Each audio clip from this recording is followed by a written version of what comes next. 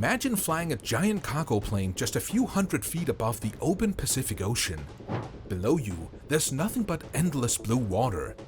Somewhere down there, a submarine is waiting. You have one job: drop a tiny 50-pound package and land it close enough for the sub to recover it. Missed by a little, the entire mission fails. Hit the submarine by mistake? Congratulations, you just explained to Congress how you smashed a $2.1 billion nuclear asset. Sounds impossible, right? Well, that's exactly what one US Air Force crew tried to do. And the story of how they pulled it off is wild. Stick around, because what happened changed the way submarines operate forever. It all started on October 22nd, 2020. Before sunrise, at 5:30 a.m., a C-17 Globemaster roared off the runway at Hickam Air Force Base in Hawaii. If you've never seen a C-17, picture a flying building. 4 massive engines, 412,000 pounds fully loaded. It's built to deliver tanks to war zones, not tiny boxes to submarines. But on this day, the mission was different. On board sat an experimental package. Just 50 pounds, wrapped in waterproof seals, strapped with a simple flotation collar. No fancy electronics, no GPS tracker.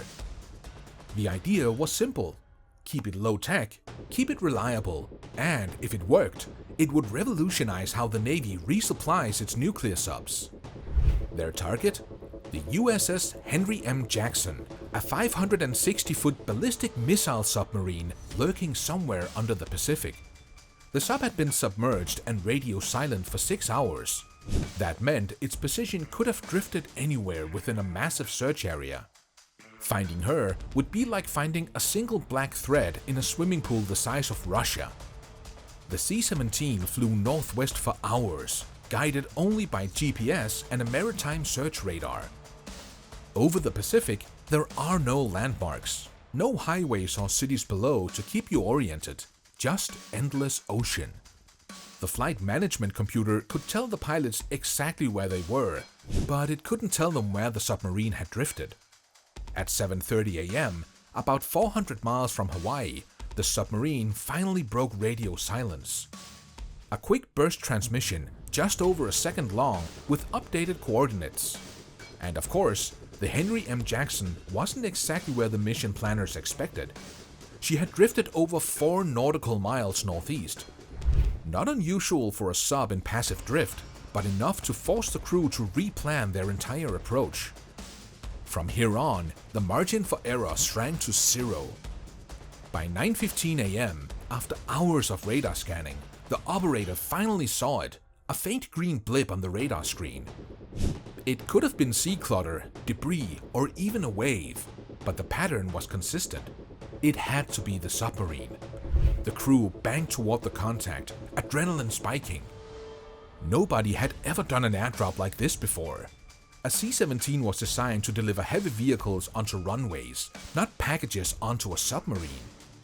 This wasn't just a logistical experiment, it was a high-stakes stunt that could either make history or end careers.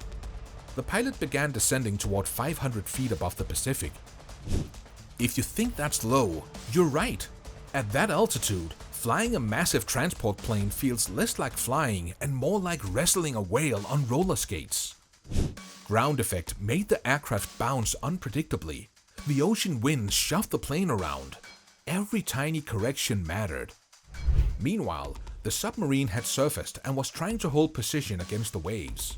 Sounds easy? It's not. The crew had to adjust ballast tanks and trim constantly, just to stay level without creating a wake that could give away their position to satellites.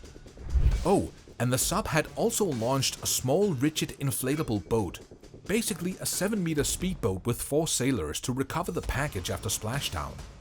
Those poor sailors were bouncing over swells while trying not to get run over by either a submarine or a cargo plane. 3 platforms, all moving. Everyone trying to stay coordinated by radar while the Pacific Ocean tried to ruin everyone's day.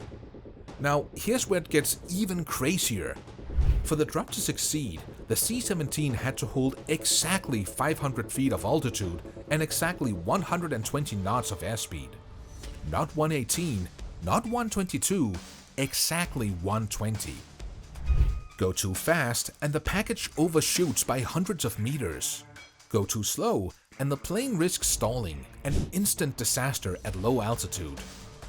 Inside the aircraft, the loadmaster, the guy responsible for pushing the package out, was doing mental math that would make your high school physics teacher sweat.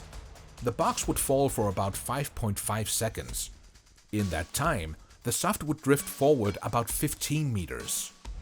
The wind would push the box sideways 20 meters, and the plane's forward throw would add hundreds of meters to the equation. The loadmaster had to pick the exact release moment by eyeball. No pressure. At 9:35 a.m., after a practice pass to check timing, the C-17 lined up for the real drop. The Henry M. Jackson held course at 6 knots. The inflatable boat waited 200 meters off the submarine's starboard side, ready to race in for recovery. The pilots gripped the controls like their lives depended on it. The engineer called out tiny corrections. The loadmaster stared out the small window, watching the massive black submarine slide into view below. 3, 2, 1, pull! The package tumbled out of the plane, falling like a brick with a life jacket. Every eye on board strained to see where it hit. 5 seconds later, splash!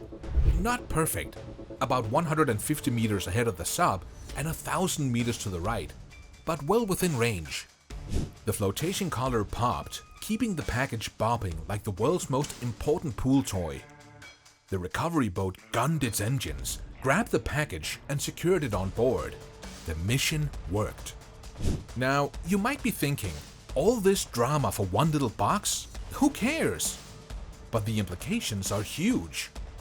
This wasn't just about delivering snacks to sailors. It was proof that US nuclear submarines could get critical supplies without coming near a port. No need to break stealth. No need to leave patrol areas. That means these subs, the most survivable part of America's nuclear deterrent, can stay hidden and operational much longer. In a world where submarines are the ultimate insurance policy, this was a game changer. And yes, there were plenty of lessons learned. The drop wasn't perfect, and the pilots definitely earned a stiff drink afterward. But the fact that it worked at all opened doors for future missions. Someday, submarines could receive spare parts, medicine, or even mail by airdrop. Not quite Amazon Prime delivery, but close enough. Think about how insane this mission really was. A 412,000-pound flying building trying to maneuver like a stunt plane just a few hundred feet above the ocean. A massive nuclear submarine drifting silently in the middle of nowhere with no clear position, and a tiny inflatable boat full of sailors playing the most stressful game of fetch in history. All of this effort, risk and precision just to deliver one small 50-pound package. And yet, against all odds, this impossible idea actually worked. Now, what do you think? Should the military keep developing crazy ideas like this? Or was this just a one-time stunt?